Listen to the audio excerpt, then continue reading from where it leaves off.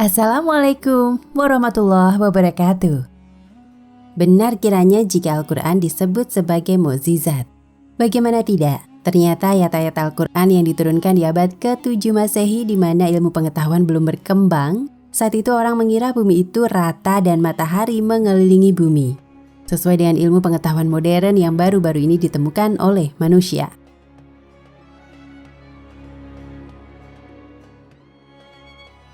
Teori Big Bang. Saat dulu orang tidak ada yang tahu bahwa langit dan bumi itu awalnya satu. Ternyata ilmu pengetahuan modern seperti teori Big Bang menyatakan bahwa alam semesta, bumi dan langit dulunya satu, dari tiada menjadi ada. Kemudian akhirnya pecah menjadi sekarang ini. Seperti contoh ayat di bawah, dan apakah orang-orang yang kafir tidak mengetahui bahwasanya langit dan bumi itu keduanya dahulu adalah suatu yang padu, kemudian kami pisahkan di antara keduanya, dan dari air kami jadikan segala sesuatu yang hidup, maka mengapakah mereka tiada juga beriman? Quran Surat Al-Anbiya ayat 30. Kemudian ternyata benar segala yang bernyawa termasuk tumbuhan bersel satu pasti mengandung air dan juga membutuhkan air. Keberadaan air adalah satu indikasi adanya kehidupan di suatu planet.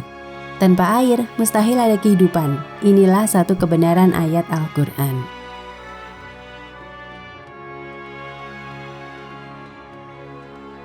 Gunung yang bergerak. Dan kamu lihat gunung-gunung itu, kamu sangka dia tetap di tempatnya, padahal ia berjalan sebagaimana jalannya awan. Quran Surat An-Naml ayat 88. 14 abad lampau seluruh manusia menyangka gunung itu diam tidak bergerak. Namun di dalam Al-Quran disebutkan gunung itu bergerak. Gerakan gunung-gunung ini disebabkan oleh gerakan kerak bumi tempat mereka berada. Kerak bumi ini seperti mengapung di atas lapisan magma yang lebih rapat. Pada awal abad ke-20, untuk pertama kalinya dalam sejarah, seorang ilmuwan Jerman bernama Alfred Wegener mengemukakan bahwa benua-benua pada permukaan bumi menyatu pada masa-masa awal bumi. Namun kemudian bergeser ke arah yang berbeda-beda sehingga terpisah ketika mereka bergerak saling menjauhi. Para ahli geologi memahami kebenaran pernyataan Wegener baru pada tahun 1980, yakni 50 tahun setelah kematiannya.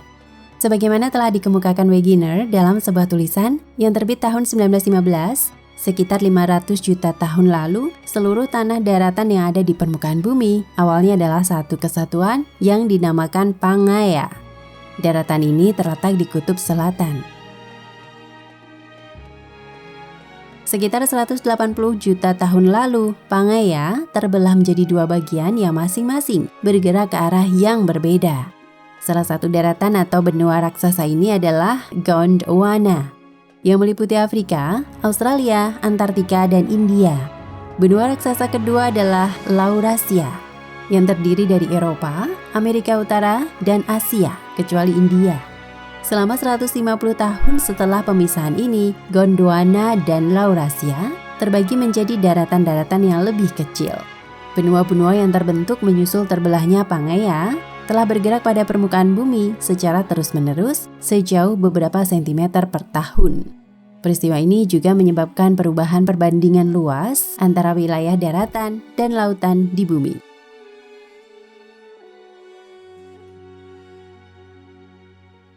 Ramalan kemenangan Romawi atas Persia. Alif Lam Mim, telah dikalahkan bangsa Romawi di negeri yang terdekat, dan mereka sesudah dikalahkan itu akan menang dalam beberapa tahun lagi. Bagi Allah lah urusan sebelum dan sesudah mereka menang. Al-Quran Surat Ar-Rum ayat 1 hingga 4. Ayat-ayat ini diturunkan kira-kira pada tahun 620 Masehi. Hampir 7 tahun setelah kekalahan hebat Bizantium Kristen di tangan bangsa Persia ketika Bizantium kehilangan Yerusalem. Kemudian diriwayatkan dalam ayat ini bahwa Bizantium dalam waktu dekat menang. Padahal Bizantium pada waktu itu telah menderita kekalahan sedemikian hebat hingga nampaknya mustahil baginya untuk mempertahankan keberadaannya sekalipun, apalagi merebut kemenangan kembali.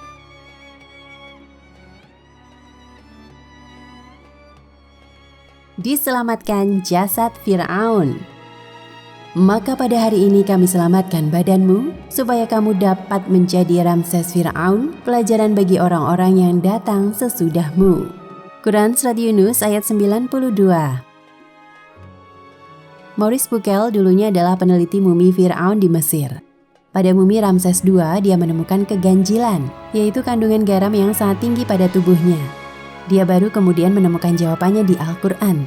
Ternyata Ramses II ini adalah Fir'aun yang dulu ditenggelamkan oleh Allah Subhanahu wa Ta'ala ketika sedang mengejar Nabi Musa alaihi salam.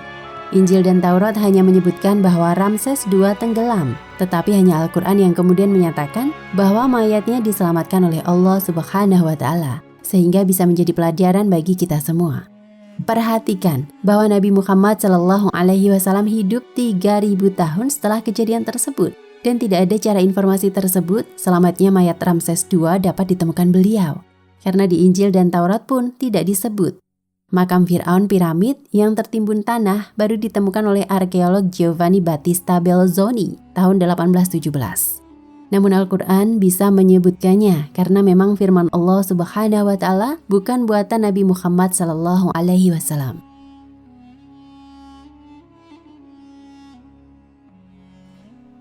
Segala sesuatu diciptakan berpasang-pasangan. Al-Quran yang berulang-ulang menyebut adanya pasangan dalam alam tumbuh-tumbuhan, juga menyebut adanya pasangan dalam rangka yang lebih umum dan dengan batas-batas yang tidak ditentukan.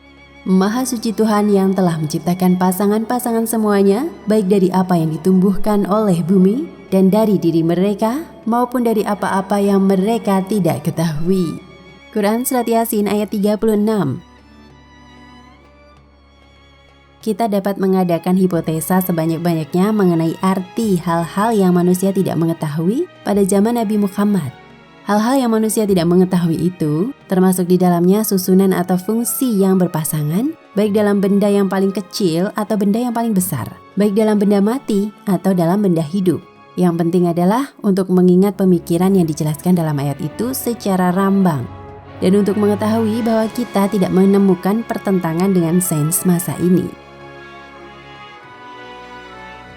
Meskipun gagasan tentang pasangan umumnya bermakna laki-laki dan perempuan, atau jantan dan betina, maupun dari apa yang tidak mereka ketahui dalam ayat di atas, memiliki cakupan yang lebih luas. Kini cakupan makna lain dari ayat tersebut telah terungkap. Ilmuwan Inggris Paul Dirac yang menyatakan bahwa materi diciptakan secara berpasangan, dianugerahi hadiah Nobel di bidang fisika pada tahun 1933. Penemuan ini yang disebut Porite menyatakan bahwa materi berpasangan dengan lawan jenisnya antimateri. Antimateri memiliki sifat-sifat yang berlawanan dengan materi. Misalnya, berbeda dengan materi, elektron antimateri bermuatan positif dan protonnya bermuatan negatif. Fakta ini dinyatakan dalam sebuah sumber ilmiah sebagai berikut. Setiap partikel memiliki antipartikel dengan muatan yang berlawanan, dan hubungan ketidakpastian mengatakan kepada kita bahwa penciptaan berpasangan dan pemusnahan berpasangan terjadi di dalam vakum di setiap saat, di setiap tempat. Semua ini menunjukkan bahwa unsur besi tidak terbentuk di bumi, melainkan dibawa oleh meteor-meteor melalui letupan bintang-bintang di luar angkasa, dan kemudian dikirim ke bumi persis sebagaimana dinyatakan dalam ayat tersebut.